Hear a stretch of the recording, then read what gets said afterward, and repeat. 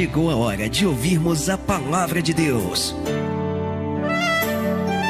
Momento da palavra. Graças a Deus. Amém, irmãos? Senta um pouquinho em nome de Jesus. Eu gostaria que você abrisse a sua Bíblia. Hoje nós vamos aprender aqui nossa segunda mensagem sobre a ansiedade. Eu queria que você abrisse em Filipenses, capítulo 4, versículo de número 6. O tema da mensagem é o seguinte, queridos, se você puder, você repita aí comigo, em nome de Jesus. A ansiedade não atrai resposta alguma. Diga aí, a ansiedade não atrai. Vai um pouquinho só mais forte. Diga, a ansiedade não atrai resposta alguma. Quem estiver de pé, sente e não fica ansioso. Sente aí um pouquinho, em nome de Jesus. Amém, Jesus? Filipenses 4, versículo, eu falei o versículo? Versículo 6, nome de Jesus. Filipenses 4, 6. Tema da mensagem: a ansiedade não atrai resposta alguma. Diz assim, Filipenses 4, versículo 6. Não estejais inquietos por coisa alguma, antes as vossas petições sejam em tudo conhecidas diante de Deus, pela oração e súplica, com ações de graça. E a paz de Deus, que excede todo o entendimento, guardará os vossos corações e os vossos sentimentos em Cristo Jesus. Irmãos, tema da mensagem: a ansiedade não atrai resposta alguma. Eu estava durante toda essa semana, eu peguei esse tema e fiquei trabalhando com esses versículos, esse e alguns outros que nós vamos ler hoje, de uma maneira assim resumida, para a mensagem não ficar muito longa. E eu cheguei à conclusão uma coisa: as pessoas da nossa época, elas não estão vivendo bem, não estão vivendo bem. Deveriam viver, mas não estão vivendo bem.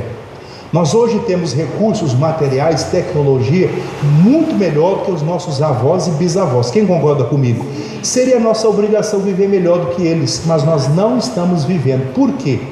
Porque nós não estamos vivendo o hoje, nós estamos vivendo sempre o amanhã. E quando o amanhã chega, aí nós estamos vivendo o dia seguinte. Nós não estamos sabendo viver o presente. E as pessoas andam ansiosas, andam tristes. Existem pessoas que elas estão com uma doença chamada depressão, porque elas começam a se frustrar com tudo e com todos. Ela não consegue certa coisa e ela não consegue lidar com aquilo ali, tentar adiar um pouco, orar mais, buscar mais e às vezes entender que em tudo há um propósito. A Bíblia diz lá em Eclesiastes capítulo 3 que para tudo há um tempo certo. Existe o tempo de você nascer e tempo de morrer. Lá diz: tem tempo de você abraçar, tem tempo de espalhar.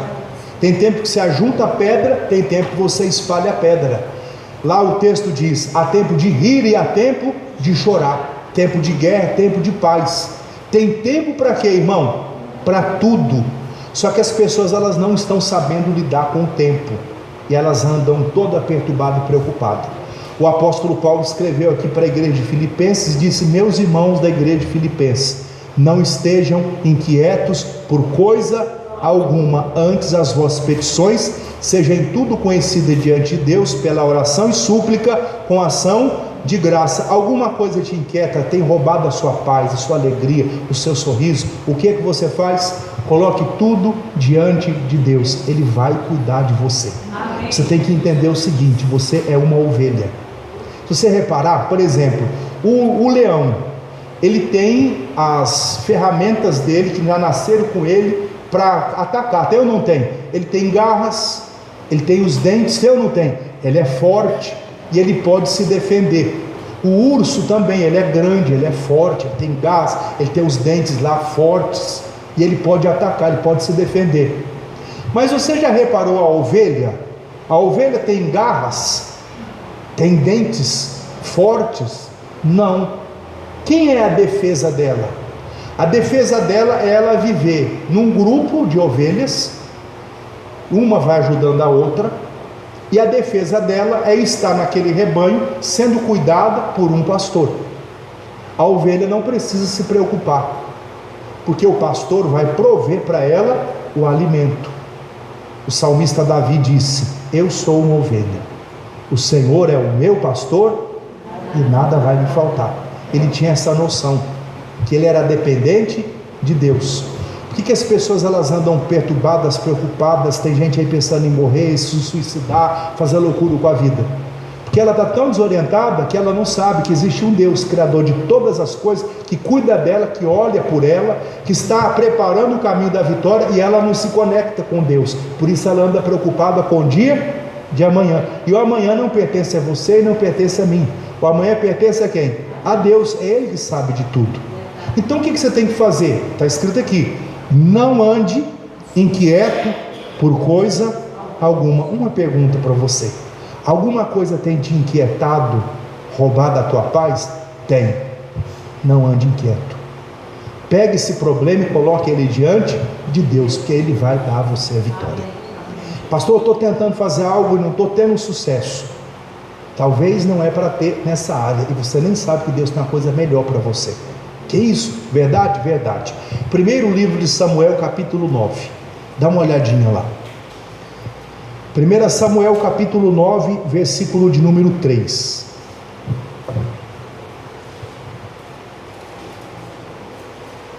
Primeiro Samuel 9, 3.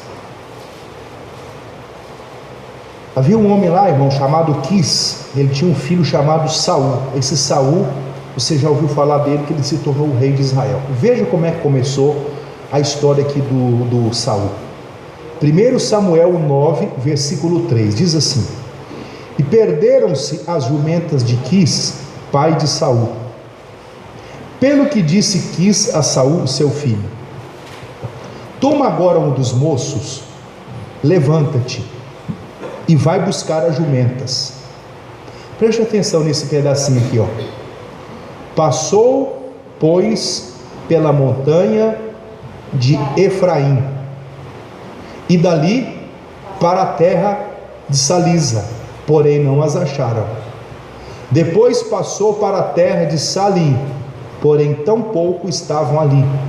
Também passou a terra de Benjamim, porém tão pouco as acharam. Vamos entender o que aconteceu aqui. O pai de Saul, a família deles, viviam da criação de jumentas.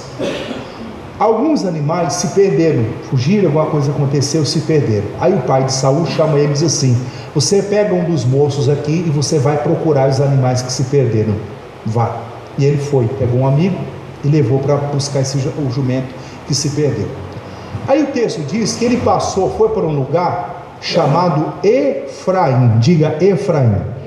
Esse nome Efraim significa um lugar que é fértil, uma terra fértil. Ele foi para uma terra fértil, mas ele não encontrou o que ele estava buscando, mas ele estava obedecendo o pai. Ele tentou e ele não conseguiu. Às vezes você está obedecendo a Deus em uma área, e você tentou algo e você não conseguiu, mas você tentou, você fez a sua parte e não deu certo. E aí você se frustra: puxa, eu sou um fracassado, eu sou uma derrota. Não, você tentou, você não conseguiu. O maior fracasso não é fracassar de tentar e conseguir, é não tentar. Ele procurou e ele não achou.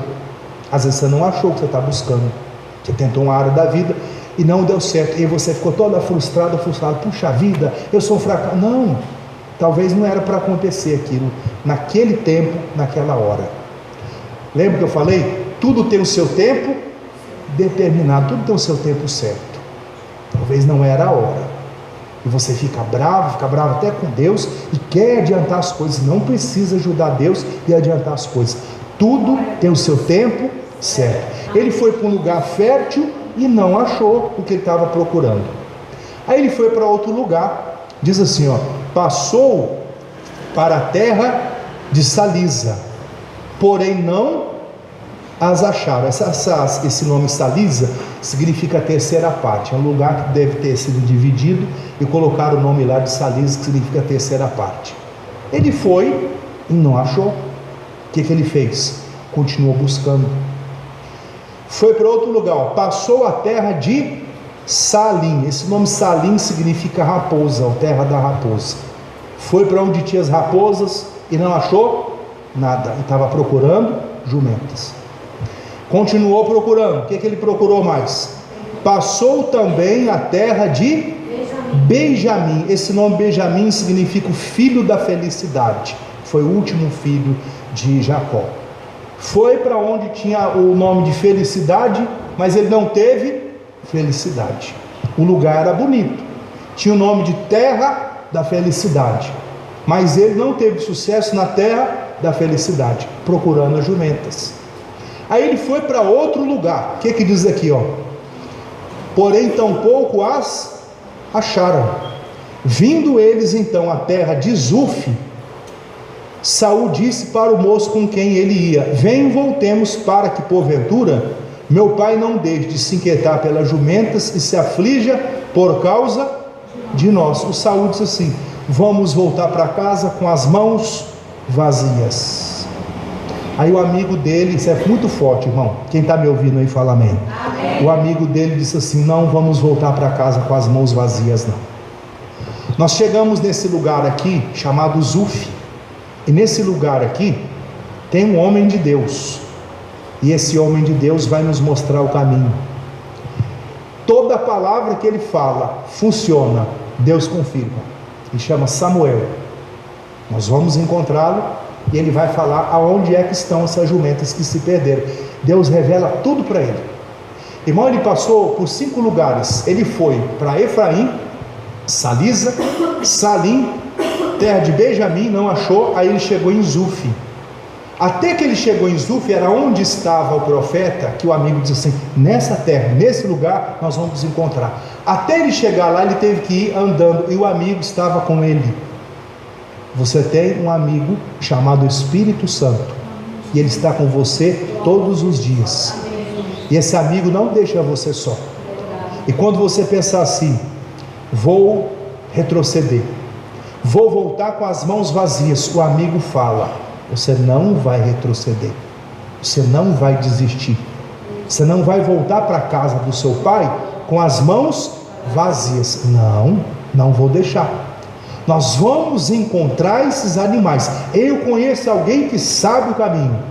O amigo é o Espírito Santo, e ele está todos os dias com você. E quando você pensar em desistir, ele não vai deixar você desistir. Ah, mas eu tentei e eu não consegui. Mas você estava obedecendo o Pai. Você não conseguiu porque você ficou olhando para o seu relógio, e você achou que era aquele dia, aquela hora, aquela semana. Deus não trabalha do jeito que você trabalha. Os seus pensamentos não são os pensamentos de Deus. Tem coisas que não deram certo, e graças a Deus que não deram. Que bom que ele não encontrou o Samuel lá na terra de Efraim. Aliás, os animais, desculpe. Que bom que ele não encontrou os animais, as jumentas perdidas lá em Efraim. Que bom. Que se ele encontrasse, ele voltaria para a casa dele com as jumentas, ele continuaria sendo Saul, o filho do Quis, cuidador de jumento. E a vida dele seria o quê? De cuidar de jumentos. Ele não encontrou. Foi para outro lugar, não encontrou. Pastor, tentei e foi, eu não consegui. Que bom que você não conseguiu aquilo que você queria. Porque Deus tem algo maior para você e você não sabe. Quem está me ouvindo, diga amém. Que bom que você não conseguiu aquilo. Tem coisa que é livramento de Deus. Deixa eu contar um fato a você. Alguns anos atrás, você vai lembrar do fato, teve um acidente, uma tragédia muito grande em São Paulo. Um avião lá derrapou na pista, bateu, passou por cima da avenida e foi lá onde que tinha o reservatório de combustível da empresa de avião, explodiu, centenas de pessoas morreram lá, mais os funcionários da empresa, muita gente morreram todas carbonizadas, não sobrou nada para contar a história direito. A tragédia é muito grande, mas teve um moço que ele recebeu o livramento, ele nem prestou atenção que era livramento de Deus. Ele chegou para fazer o check-in no aeroporto, aí a hora que chegou a vez dele, a moça lá do balcão disse assim: o senhor não vai poder embarcar não. Mas por que eu não vou poder embarcar? Houve um erro de sistema aí, a sua passagem foi vendida 2 vezes. O senhor comprou e outra pessoa comprou a passagem, e a pessoa comprou outra passagem com o mesmo número de cadeira da sua, já embarcou. O senhor não vai poder entrar. Não, mas eu paguei, eu tenho compromisso, o senhor não vai poder entrar. O moço queria fazer confusão, quebrar tudo, chamar a polícia, fazer aquela salada toda. Não adiantou, ele não entrou no voo. Resultado: O avião saiu, foi descer onde que tinha que descer, derrapou na pista, bateu lá, pegou fogo, explodiu, um tanto de gente morreu. Depois ele estava na sala de espera, porque a moça disse: "Só vai poder embarcar só tal hora". Ele ficou lá esperando. Aí a notícia na TV: voo da empresa tal pegou fogo, centenas de pessoas morreram queimadas. Foi ou não foi um livramento? Que bom que não deu certo para ele. Que bom que aquele relacionamento não deu certo. Que bom que aquele emprego que você queria trabalhar não deu certo para você entrar. Que bom que não deu. Aquilo foi livramento de Deus. Você nem sabe, ia ter uma tragédia, uma confusão lá, e você estaria ali dentro. Isso foi livramento de Deus. Deus tem algo melhor para você, você não sabe. Quando você tentar alguma coisa, você está na direção de Deus, Deus falou com você, mas você não conseguiu, não se frustre. Vou continuar obedecendo o Pai. Ele foi para um lugar, foi para Efraim, não deu certo. Foi para Salisa, não deu certo. Foi para Salim, não deu certo. Depois foi para Benjamim, não deu certo. Ele chegou na terra de Zuf. Aí em Zuf, o amigo dele disse: nesta terra tem um homem honrado, o que é? Ele vai nos mostrar o caminho. Aí chega, capítulo de número 9, dá uma olhadinha, versículo 19. 1 Samuel 9, 19. E Samuel respondeu a Saul e disse: eu sou o vidente, sobe diante de mim ao alto, comei hoje, e pela manhã te despedirei, e tudo quanto está no teu coração te declararei. E quanto às jumentas que há 3 dias se perderam, não ocupes o teu coração com elas, porque já se acharam. E para quem é todo o desejo de Israel? Porventura não é para ti e para toda a casa de teu pai? Então respondeu Saul e disse: porventura não sou eu filho de Benjamim, da menor das tribos de Israel? E a minha família é menor de todas as famílias, todas as tribos de Benjamim? Por que, pois, me falas com coisas semelhantes? Capítulo de número 10, versículo 1. Então Samuel tomou um vaso de azeite e lhe derramou sobre a sua cabeça, e o beijou, e lhe disse: porventura não te tem ungido o Senhor por capitão sobre a sua herdade?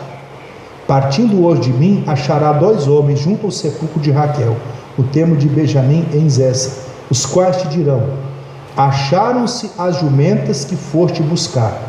E eis que já o teu pai deixou o negócio das jumentas e anda aflito por causa de vós, dizendo: que farei eu pelo meu filho? E quando dali passares, mais adiante chegará o carvalho de Tabor, e ali te encontrarão 3 homens que vão subindo a Deus a Betel, um levando 3 cabritos, ou o outro 3 bolos de pão, e o outro um odre de vinho. E te perguntarão como está, e dará 2 pães, que tomará de sua mão. Então virás ao outeiro de Deus, onde está a guarnição dos filisteus, e há de ser que, entrando ali na cidade, encontrará um rancho de profetas que desce do alto, e trazem diante de si saltérios, tambores e flautas, harpas, e profetizarão. E o Espírito do Senhor se apoderará de ti, e profetizarás com eles, e te mudarás em outro homem.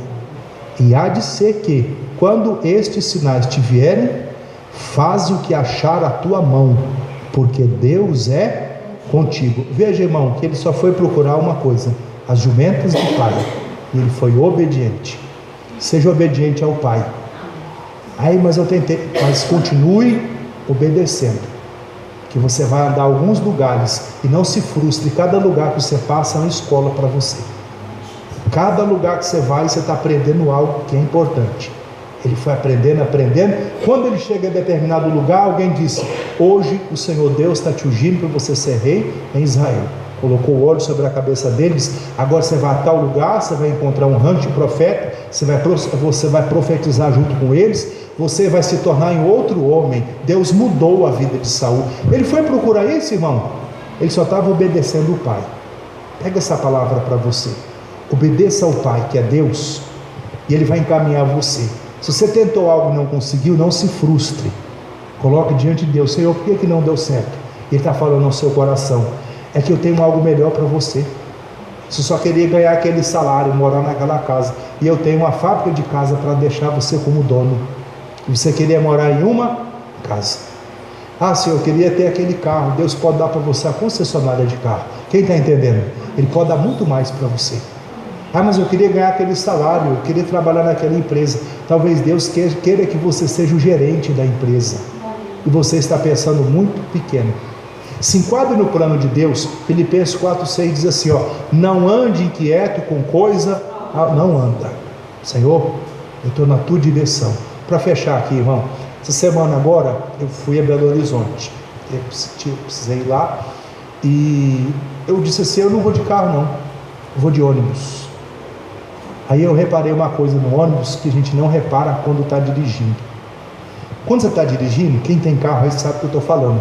Você não fica prestando atenção em montanha, fica? Oh, que montanha bonita! Dá para prestar atenção? Não dá. Você presta atenção na rodovia, nos poucos buracos que tem, amém? Tem um montão. Você presta atenção no motorista do lado, no de trás, no da frente, o que está acontecendo na outra via, se alguém está entrando na contramão. Você presta atenção na visão de motorista, do assunto de vez em quando você dá uma olhada para criança que está, se tirou o cinto de segurança, o que está acontecendo, e assim, algumas coisas você vai prestar atenção, mas você não fica prestando atenção. Olha que rio bonito que tem ali, olha que tucano bonito que está em cima. Dá para prestar atenção nisso? Não dá para prestar atenção.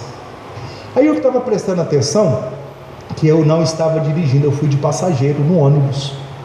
Aí me sentei mais ou menos lá pela metade do ônibus, sentei na janela.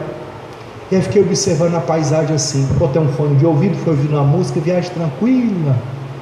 Aí eu fui olhando assim pela janela, e eu fiquei reparando que eu não reparo no dia a dia. Que montanhas bonitas que a gente tem, sim ou não? Aquelas coisas mais lindas, enormes assim, tudo verde, parece até uma pintura de um quadro. Aquela coisa linda. Aí tem uns lugares que tem uns lagos, uns rios, umas fazendinhas, umas vaquinhas que ficam assim em cima da montanha. E eu fiquei olhando tudo aqui, que coisa linda. Eu fiquei pensando, quando eu estou dirigindo, eu não presto atenção nisso. Eu não vejo as belezas, que estou prestando atenção no trajeto. Mas como hoje eu tenho um motorista que está levando o ônibus, então eu não estou dirigindo, eu posso prestar atenção em outras coisas. Deixa eu te contar uma coisa. Um dia você aceitou a Jesus, nessa igreja ou em outra igreja, não sei qual foi, mas você aceitou. E você disse assim: seja o Senhor da minha vida. Foi assim ou não foi? Jesus, eu te aceito, eu te recebo, escreve meu nome no livro da vida, perdão, amém. Na história da fé, você entrou no ônibus da fé e você disse a Jesus: dirige o ônibus em que eu estou, dirige a minha vida, eu vou ficar sentadinho aqui de passageiro. A sua responsabilidade como passageiro não é ficar prestando atenção na estrada, não, você pode curtir a viagem, ficar olhando. O motorista pode botar fone de ouvido, irmão, ficar ouvindo música alta? Passageiro pode ou não pode? O motorista tem que prestar ou não tem que prestar atenção no trajeto? E o passageiro? Está nem aí. Você é o passageiro, Jesus é o dirigente do ônibus. Não esquenta a cabeça que Ele está guiando a tua vida. A sua obrigação é olhar para as palavras, para as paisagens, para as promessas e dizer: que coisas lindas que Deus deixou para mim, e eu vou desfrutar de tudo. Quando você vai preocupado com a estrada, você não se preocupa, você não presta atenção na paisagem. Enquanto você anda preocupado aqui nessa vida, olhando para o problema tal, você está dizendo para Jesus: Ele é o motorista do meu ônibus, mas eu continuo prestando atenção na estrada. Não precisa prestar atenção não. Observe só o que Ele fala para você fazer. Olha para as promessas, para aquela palavra que eu te dei. Não ande inquieto com coisa alguma, eu estou no controle de tudo. Deus está falando com você. Pega essa palavra aqui para você. O Saul encontrou o reino, porque ele estava obedecendo o pai. Obedeça ao seu pai, você vai encontrar o que você está procurando. Não fique preocupado com o dia de amanhã. Pega esse exemplo que eu estou te dando, essa ilustração que eu estou te dando. A viagem foi muito gostosa, no meio do caminho começou a escurecer assim tudo, eu dormi, meu Deus do céu. Cheguei em Belo Horizonte, aí eu torci para que tivesse trânsito, estava tão gostoso dentro do ônibus, ar-condicionado ligado, aquela coisa maravilhosa, eu ouvindo a música assim, eu torci para que tivesse congestionamento, engarrafamento, para a viagem continuar mais meia hora pelo menos, que eu ainda queria cochilar mais um pouquinho. Cheguei no meu destino, aí para voltar, ainda voltei de carona com o pastor ainda, e foi a mil maravilhas. Eu nem fui preocupado nem para ir, e nem para... Assim é a vida. Adianta você ficar preocupado com nada não. Você deu sua vida para Jesus? Quem deu sua vida para Jesus? Ele é o motorista do teu ônibus. A tua obrigação é ficar sentadinho na cadeira, confiando no motorista. Ele vai me levar onde eu preciso chegar. E eu vou ficar observando as paisagens, as bênçãos, as vitórias. Não vou me preocupar, que Ele mandou: não ande ansioso por coisa alguma. Eu não vou andar e eu vou chegar lá. Se não deu certo aquele negócio, que não era para dar, por livramento de Deus. Mas eu vou chegar lá e a bênção vai estar comigo, porque Deus está comigo. Que Deus fale mais com você. Amém? Curva a sua cabeça, feche os seus olhos. Vamos falar com Deus. Pai, muito obrigado por essa palavra. Tomamos posse da bênção. Há pessoas aqui que precisavam ouvir essa palavra. Há pessoas que estarão assistindo essa mensagem e que precisavam também de ouvir essa palavra. Ajuda-os, Pai. Eu oro e eu os abençoo, tantos que estão aqui na igreja, como os que estarão em casa assistindo essa pregação, Pai. Eu determino a bênção, eu anulo todo o mal, eu repreendo toda a força maligna, e eu exijo: sai dessas vidas, maldição, sai perturbação, sai obra do diabo, desapareça, vai embora, em o nome de Jesus. Levante as mãos, diga: obrigado, Jesus, eu recebo a minha vitória, e amém. Vamos dar uma salva de palmas bem forte, irmãos, para o nosso Deus. Momento da palavra. Momento da palavra.